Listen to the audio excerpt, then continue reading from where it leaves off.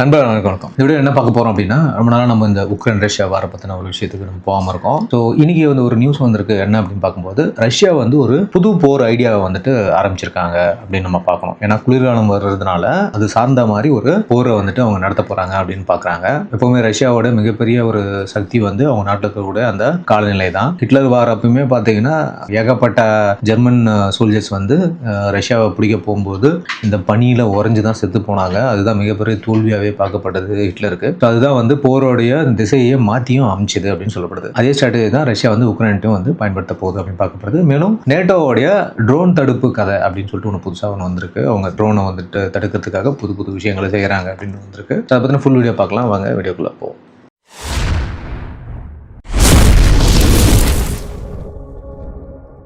Russia Ukraine சண்டை பார்த்தீங்கன்னா 4வது குளிர்காலத்தை நெருங்குது அப்படின்னு சொல்லணும். இந்த தடவை ரஷ்யா சண்டை போடுறது ஒரு ஸ்ட்ராட்டஜியை மாற்றி அமைச்சிருக்காங்க அப்படின்னு தான் பார்க்கப்படுது. அதாவது ஆக்கிரமிப்புகளை மட்டும் தாக்காம, அதாவது எந்தெந்த ஏரியாவை ரஷ்யா பிடிச்சி வச்சிருக்கோம் அந்த ஏரியா மட்டும் தாக்காம உக்ரைன் நாட்டோட கரண்ட், கேஸ் சப்ளை எல்லாத்தையும் கட் பண்ணி மக்களை திணறடிக்கிறது தான் ஒரு புதிய பார்க்குறது. அதாவது ஒரு ஹைபிரிட் வார்ஃபேர் மாதிரி ரஷ்யா நடத்த போகுது அப்படின்னு சொல்றாங்க. இந்த ஐடியாவுக்கு முக்கியமா பார்த்தீங்கன்னா ட்ரோன் அப்படின்னு சொல்லக்கூடிய நமக்கு தெரியும். ட்ரோன்னா ஆள் இல்லாத விமானங்கள் தான் இதை மேசிவா டெவலப் பண்ணி குவிச்சு வச்சிருக்கு ரஷ்யா அப்படின்னு சொல்லப்படுது. அதனாலதான் பாத்தீங்கன்னா இந்த போலந்து, ருமேனியா மாதிரி நேட்டோ நாடுகள் எல்லாம் அவசரமா இந்த ட்ரோன் தடுப்பு சிஸ்டத்தை ரெடி பண்ணிட்டு இருக்காங்க அப்படின்னு நம்ம பாக்குறோம். சரி, முதல்ல இந்த ரஷ்யாவினுடைய குளிர்கால திட்டம் என்ன, கரண்ட் கட்டு, கேஸ் கட்டு எப்படி பண்றாங்க அப்படின்னு நம்ம பார்க்கும்போது, பொதுவா ஐரோப்பா முழுக்க பாத்தீங்கன்னா ரொம்ப அதிகமா பனி இருக்கும் அப்படின்னு சொல்லப்படுது.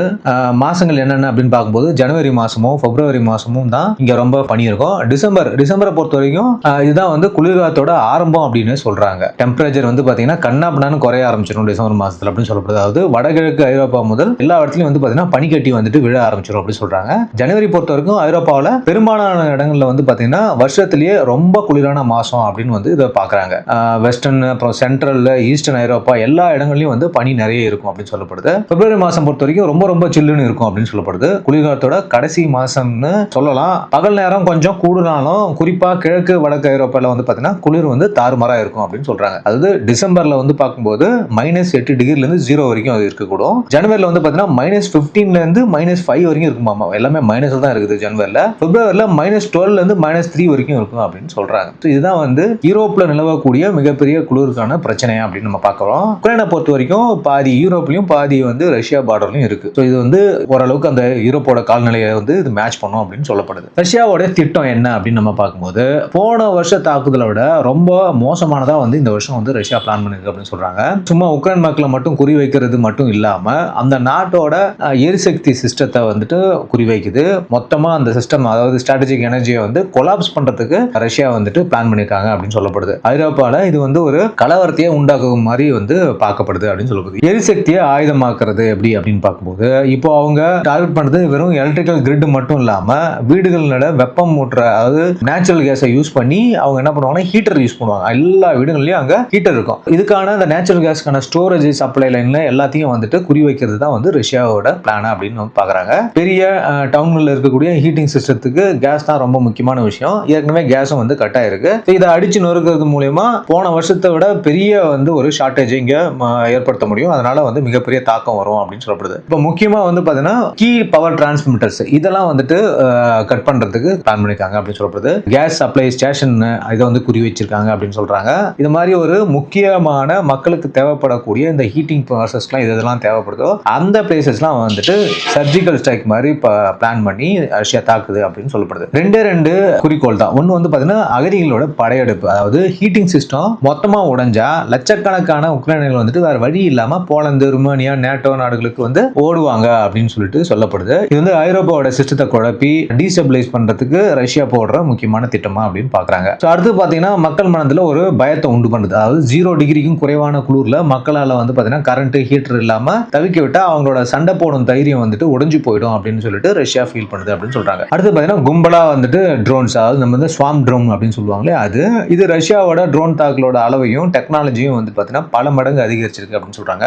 ஒரே நேரத்தில் நிறைய ட்ரோன்களை அனுப்பி உக்ரைனுடைய டிஃபென்ஸை திணறடிக்கிறது தான் ரஷ்யாவோட பிளான் அப்படின்னு படுது. மாஸ் அட்டாக், அதாவது இப்போ ஒரு தாக்குதலுக்கு கிட்டத்தட்ட நார்மலாவே ஒரு மாசம் மாஸ் அட்டாக் பண்றாங்க ரஷ்யா அப்படின்னா 600ல இருந்து 700 ட்ரோன் வரைக்கும் ஒண்ணு அனுப்புறாங்க அப்படின்னு சொல்லப்படுது. இவ்வளவு பெரிய அதிக அளவிலான ட்ரோனை வந்து சாதாரண ஒரு ஏர் டிஃபென்ஸால வந்துட்டு தாக்கு பிடிக்க முடியாம போகுது அப்படின்னு சொல்லப்படுது. அடுத்து வந்து பாத்தீங்கன்னா ட்ரோன்களை வந்து மாத்துறது, அதாவது ஷாகிர் ட்ரோன் ஈரான்ட்ட இருந்து ரஷ்யா வாங்கின இந்த ட்ரோனை வந்து பாத்தீங்கன்னா இப்போ வந்துட்டு அவங்க வந்து வேற மாதிரி வடிவமைச்சிருக்காங்க. அதாவது வேகமாகவும் ரொம்ப உயரமாகவும் பார்க்கக்கூடியது. மேலும் வந்து இந்த டிஃபென்ஸ் சிஸ்டத்தை வந்து தவிர்த்துட்டு அது போய் அதனுடைய டார்கெட்டை அழிக்கிற மாதிரி விதமா வந்து ரஷ்யா வந்து அதை மாத்தி அமைச்சிருக்கு அப்படின்னு சொல்லப்படுது. மேலும் இதோட தயாரிப்பு வந்து இப்போ மாசத்துக்கு 1000 கணக்கில் அதிகமாக இருக்கு அப்படின்னு சொல்லப்படுது. அதுக்கு அடுத்தது பாத்தீங்கன்னா க்ரூஸ் ஏவுகணைகள், க்ரூஸ் மிசைலும் வந்துட்டு பயன்படுத்துறாங்க. இது எந்த பாதையிலும் போகணும் வந்து கணக்கு போடாத மாதிரி வந்து இதை வந்து சாஃப்ட்வேரை மாத்தி அமைச்சிருக்கு ரஷ்யா அப்படின்னு சொல்றாங்க. அதனால அமெரிக்கா கொடுத்த இந்த பேட்ரியாட் மாதிரி அட்வான்ஸ் சிஸ்டம் கூட வந்து குழம்பி போகுது அப்படின்னு சொல்லப்படுது. அதாவது ரஷ்யா வந்து மிக தெளிவான ஒரு பாதையில வந்து போரை வந்து கொண்டு போகுது அப்படின்னு சொல்லப்படுது. பொதுவாகவே ரஷ்யா நான் ஏற்கனவே சொன்ன மாதிரி குளிர்காலத்தை வந்து பயங்கரமா யூஸ் பண்ணுவாங்க,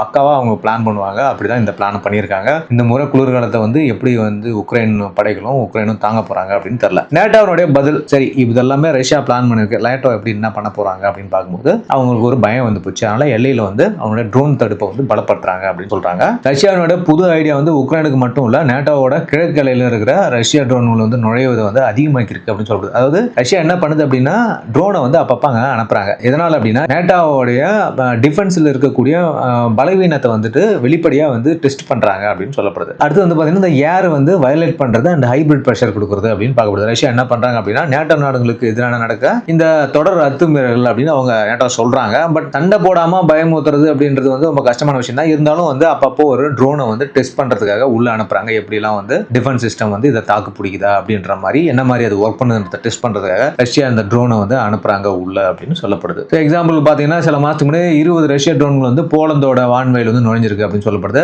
அதுல 5 ட்ரோனை வந்துட்டு உக்ரைனோட ஆதிகள் வந்து சப்ளை ஆகிற ஏர் ஸ்பேஸை வந்து நோக்கி வந்து போச்சு அப்படின்னு சொல்றாங்க. அதனாலதான் போலந்து வந்துட்டு தன்னுடைய F-16 விமானத்தை அனுப்பிச்சு அந்த ட்ரோன் எல்லாம் வந்து சுட்டு வைத்ததுக்கு பிளான் பண்ணாங்க அப்படின்னு சொல்றாங்க. இது எந்த அளவுக்கு உண்மையான தகவல் அப்படின்னு நமக்கு தெரியாது. மேலும் வந்து துறைமுகங்களை வந்து ரஷ்யா தாக்கும் போது ருமேனியா எல்லைக்குள்ள போயிட்டு, அதாவது உக்ரைனோட துறைமுகத்தை வந்து ரஷ்யா தாக்கும் போது தவறுதலா ருமேனியா எல்லைக்குள்ள வந்துட்டு ஒரு ட்ரோன் உள்ள போச்சு அப்படின்ற மாதிரி சொல்றாங்க.